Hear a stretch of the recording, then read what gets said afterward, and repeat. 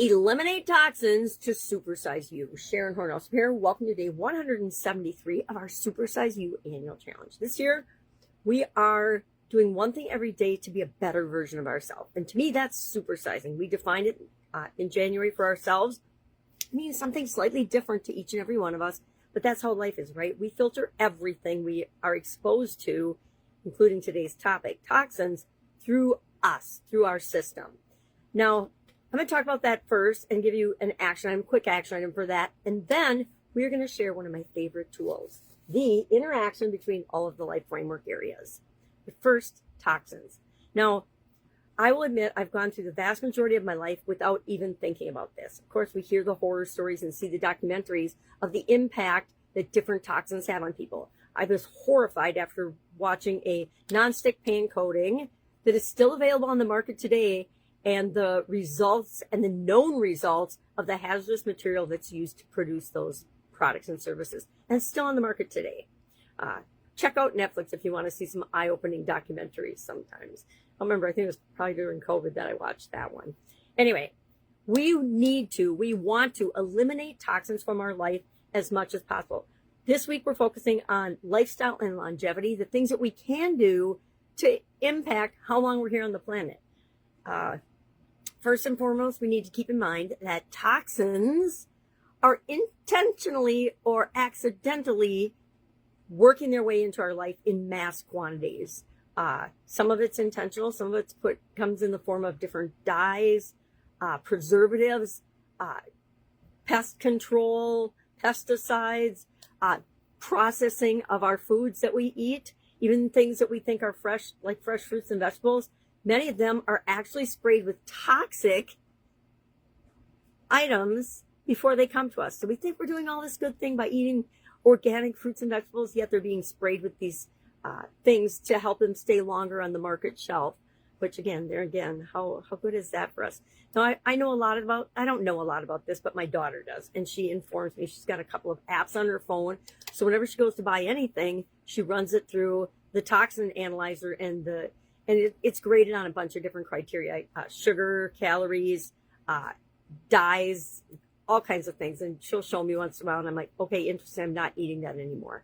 And I recently read a horrifying account of candy, and some of the candies, I went and looked in the pantry, and I'm like, oh my God, we've got like almost all of this list that's got bad things in it in our pantry right now. And we've got a couple of toddlers in the house, and they say, a toddler can have 1 to 3 pieces of this kind of candy that we usually eat by the bag full. So how much in terms of toxins are little people getting? And the thing about toxins and why we want to eliminate them is they accumulate in our body and they become stronger over time. So it matters that the accumulation of these toxins piles up in our body. Where do we think all the cancers and things are coming from? Now, don't quote me on that, but I guarantee it comes from the toxins that are in our personal care products. Okay, as women, we use lots of personal care products, right? So something to be wary of. Our shampoo, our conditioner, our soaps, our detergents that we wash our clothes in, our dryer sheets. Don't tell P&G because I used to work for them. But a lot of their products have things in them that are not good for us on an accumulating basis as humans. So what do we want to do? We want to reduce our toxic levels. How do we do that? We go about, number one, making different choices for ourselves. I'm going to say number one, educate ourselves. Number two, make different choices based on what we know. And a lot of times we know. If I'm eating a rainbow strip of candy, I'm pretty confident there's something bad in that for me, right? There's common sense involved, but there's also underlying motives that none of us have ever been aware of before. So eat organic as much as possible. And I could go into a whole diatribe. Being in the food industry for 3.5 decades, I could go on a whole rant about different certifications and levels of trust that's used as a trust label, yet it doesn't necessarily follow our expectations of what organic and non-toxic would be.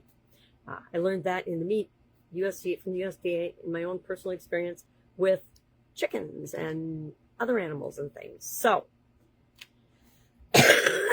we we need to just become aware.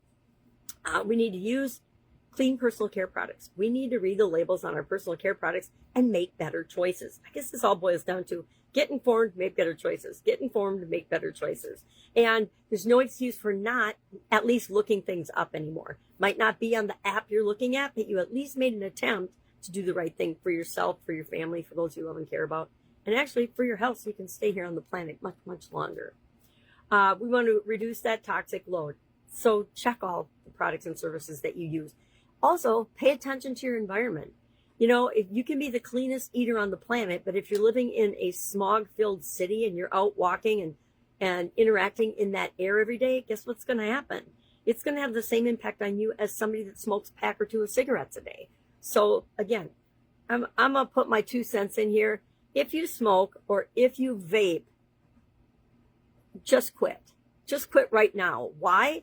Because you know and have known forever how bad this is for you. Again, watch a couple of documentaries and do whatever it takes to get yourself to break that habit. Replace it with something good, right?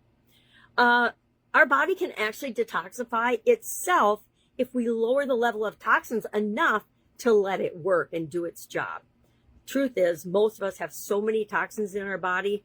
Our toxin cleaning machines have shut down because they've been overwhelmed and overloaded for so many years, they just don't know what to do. That's why we get all these different hormone and chemical imbalances and things that happen in our bodies and our lives. Again, not a doctor. I only know based on what my personal experience is and that of those I love and care about. That's the only people's stories I can share, but I know that there are so many examples of toxicity that we're not even aware of until we start feeling and experiencing symptoms of it. I was that way with Red Bull. I used to drink sugar-free Red Bull. And this is a good example because a lot of people consume energy drinks nowadays. And high stuff, toxin drinks and foods that we think are good for us but aren't. Anything reduced fat is absolutely totally processed. And it might have less fat, but it's probably got more sugar. And guess what causes more damage to us than fat? Sugar, sugar, sugar. One of the best things we can do for ourselves is go on a sugar and additives detox. You know, I know there's people into fasting and intermittent fasting and things. I did it when I was younger. I do not choose to do it now for a lot of health reasons. So what are we going to do today? What's our action? We're going to audit one area of our life. We're not going to look at everything because that's overwhelming. Pick maybe one food or one personal care product and look that up today. And then share in the comments below that you did it. But also, if you found something surprising, share that too so that we can actually motivate one another to do this and to change. And we don't have to change everything cold turkey right now today, but we should at least start considering and looking at it. Like I said, I live with my daughter and my beautiful granddaughters, and so it's becoming more and more evident and important to me as I watch the little humans grow, right? So that is our action item today. Share in the comments below. Now, let's talk about one of my favorite conversations and favorite tools.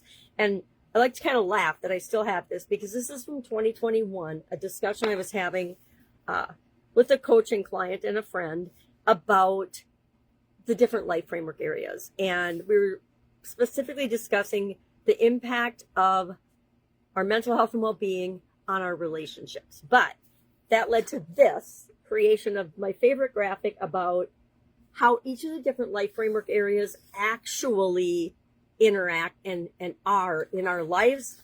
And this diagram, I share it for a reason. I've kept it this long for a reason. And I share it pretty much every month when we talk about each of the different areas of the life framework. This month we're talking about physical. And so what I like to do is I like to sit down and in my notebook I put physical and then I list all the other areas of the life framework. And I spend about 5 minutes thinking about and considering how does mental health and well-being impact my physical health and well-being? How does spiritual health and well-being impact my physical health and well-being? How does financial, relationships, contribution, communication, confidence, how do all of those things impact me physically? Guess what? We are amazing. Our bodies are amazing little receptors and interpreters of information. The problem for most of us is, and I say this because I am bad at this. I never even heard of it until I came onto the school platform last fall. The whole regulate your nervous system, never heard of it. Never entered my consciousness or my world in any way, shape, or form. Learned about mindset and mental things and goal setting and affirmations and all the things that help me in my life and in my businesses. But nervous system regulation, neurodivergency, all this stuff was brand new to me. Now, I guarantee I have I like the neurospicy term better. I definitely have a neurospicy brain. So I probably have a neurospicy everything. But what I want you to do today is spend at least 5 minutes. You can find 5 minutes today. I don't care how busy you are. I don't think anybody was more busy than me a couple of decades ago when I found time to do this and think about this most days. So think about your physical health and well-being and how each of the different areas impacts it. And maybe rate it on a scale of 1 to 10. I have found personally my mental, my spiritual, my emotional, and my physical, they are all so intertwined and interconnected. It's almost impossible to separate them. That's for me.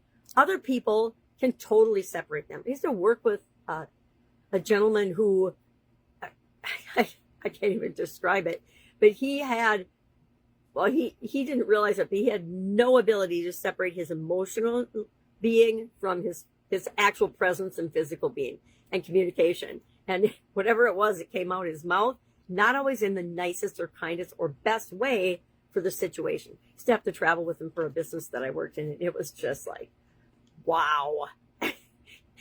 We'd be in focus group meetings and it'd be like, oh my God, I can't believe you just said that. But that's the way some people are. So today, look at the toxic component to one thing today. First action item. Second, 5 minutes on how the different life framework areas impact and interact with your physical health and well-being. Share any ahas in the comments below. Otherwise, go out and make it an amazing day. And I will, of course, be with you tomorrow.